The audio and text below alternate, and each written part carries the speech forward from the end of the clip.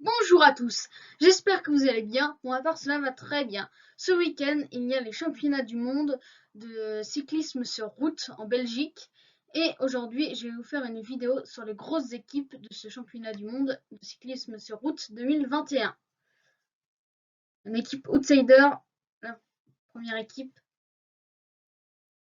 l'Allemagne, avec, comme je, avec Nikias Arndt, John Degenkolb, Nils Politt, Maximilian Schurmann, George Zimmermann et Pascal Ackermann. Alors comme les leaders de cette équipe, je vois déjà Pascal Ackermann pour le sprint. C'est un bon sprinter et s'il y a une arrivée au sprint, il peut essayer de faire une belle place. Et je vois aussi Maximilian Schurmann qui peut passer le dernier vainqueur du Paris-Nice, qui peut partir un moment dans une bosse, même s'il manque, il n'a pas autant de punch qu'un Alaphilippe, mais je pense qu'il peut essayer de faire des bonnes places et ce sera un leader pour cette équipe d'Allemagne que je vois outsider. Prochaine, Pologne avec Stanislaw Aniolowski, César Benedetti, Marseille Bonnard, Michal Golas et Michal Kwiatkowski, Lucas Ozian.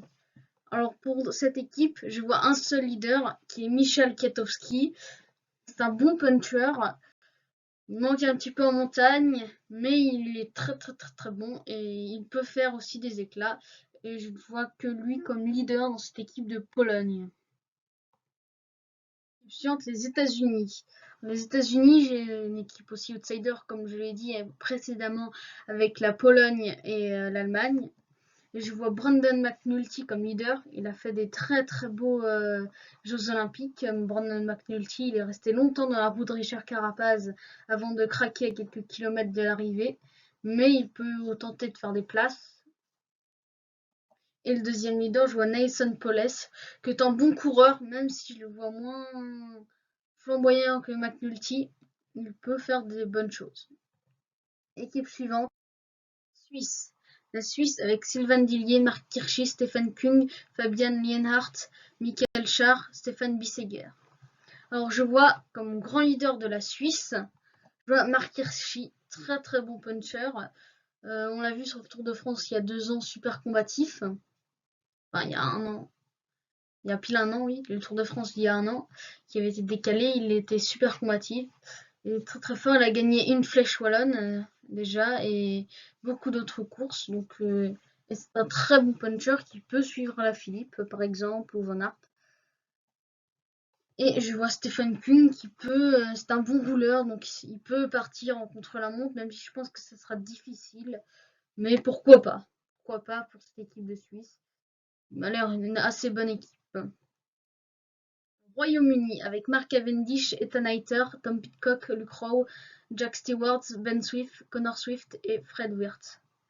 Alors pour un leader, pour les sprints, Mark Cavendish évidemment. Parce que Mark Cavendish, on l'a bien vu au Tour de France, il a égalé le record de nombre de victoires au Tour de France d'Eddy Merckx.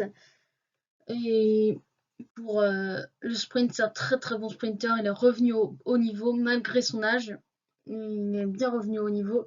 Et le deuxième, euh, le deuxième leader de cette équipe, je vois Tom Pidcock, un très bon puncher, et il fait tout. Il est champion olympique de VTT cet été, et c'est un bon puncher, et il peut faire quelque chose. Ça peut être une équipe à surveiller le Royaume-Uni. L'Australie, avec Caleb Ewan, Nathan Haas, Michael Matthews, Nicolas Schul, Miles Scotson, Robert Stannard et Luke Durbridge. Alors, comme premier leader, je vois bien évidemment Michael Matthews, puncher sprinter, il peut être très bon là quand il y a des pas trop attaques trop violentes, c'est pas trop raide, il peut quand même attaquer et faire mal. Et après au sprint, il a une bonne pointe de vitesse, donc il peut jouer, la victoire. Ou sinon, s'il y a une arrivée au sprint massif, Caleb Ewan, s'il y a une arrivée au sprint massif, je pense que c'est lui qui va gagner au sprint massif.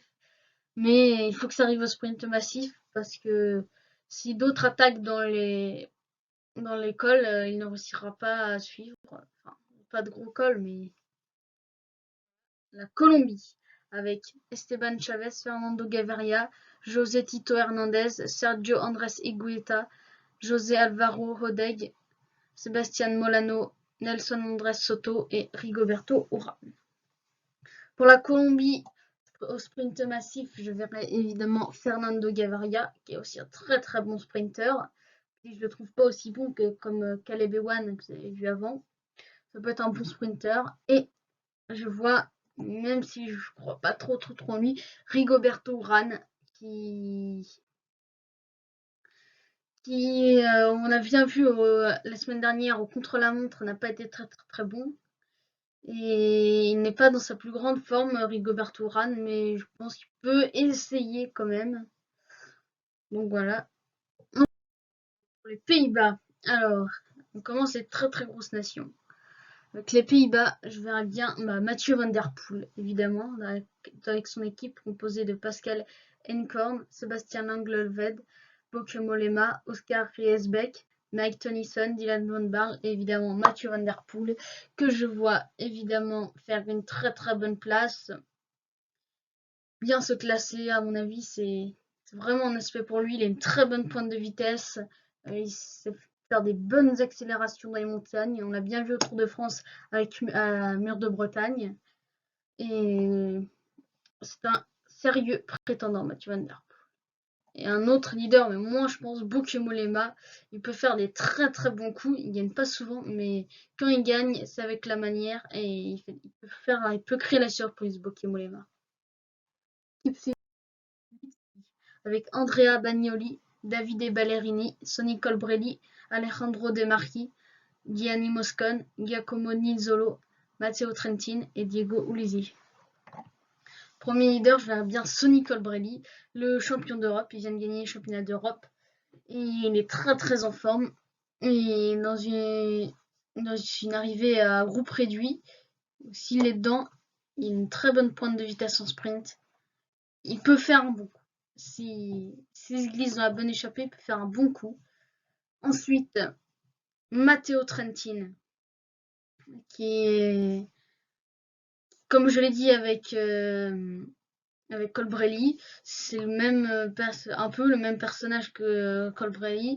Il monte, il peut suivre dans les montagnes et il a une très bonne pointe de vitesse, donc c'est aussi un sérieux prétendant. Il est arrivé deuxième il y a 2 ans.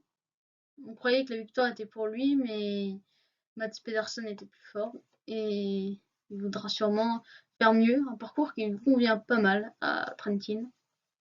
Ensuite, s'il y a une arrivée au sprint pour cette équipe d'Italie, il faudra compter sur Giacomo Nizzolo, l'ancien champion d'Europe, qui avait battu au championnat d'Europe Arnaud Démare et qui est aussi un très bon sprinter, donc ils pourront compter sur Nizzolo. Ensuite, prochaine équipe de Slovénie avec Luka Mesgej, Matej Moric, Domen Novak, David Pert, Tadej Pogacar, Jan Polanc, Primoz Roglic et Jan Tratnik. À mon avis, cette équipe est très bonne. Alors, en favori pour cette équipe, en leader, je mettrais bien évidemment Tadej Pogacar, évidemment le double tenant du titre du Tour de France. Même s'il n'est pas dans une grande forme, on l'a bien vu au contre-la-montre, il arrive entre guillemets que 10e. Et à la Presse Cup où il n'a pas réussi à suivre Alaphilippe et Cosnefroy. Mais il peut tenter de jouer quelque chose s'il retrouve sa forme. Deuxième leader, vous avez bien évidemment compris que c'était Primoz Roglic. Évidemment, Primoz Roglic, il a une très bonne forme. Il vient de remporter la Vuelta. Il a gagné les Jeux Olympiques en contre-la-montre. Il a une très bonne forme et il peut jouer quelque chose. Et comme troisième leader, j'ai mis Luka Mesgej pour une arrivée en sprint en plus petit comité. S'il est dedans, il a une bonne pointe de vitesse. Et c'est encore une autre carte pour la Slovénie. Donc voilà. Équipe suivante. Belgique. Avec Tige Benoît, Victor Koppenhardt, Tim Dalclerc, Remco Evenepoel, Yves Lampaert, Jesper Stuyven, Dylan Teuns et Wout van Aert. Alors le grand favori de ces championnats du monde, c'est évidemment Wout van Aert. Wout van Aert qui sera le leader de son équipe, sauf que son équipe de Belgique ont prévu au cas où, eh bien évidemment, la jeune étoile montante du cyclisme, Remco Evenepoel.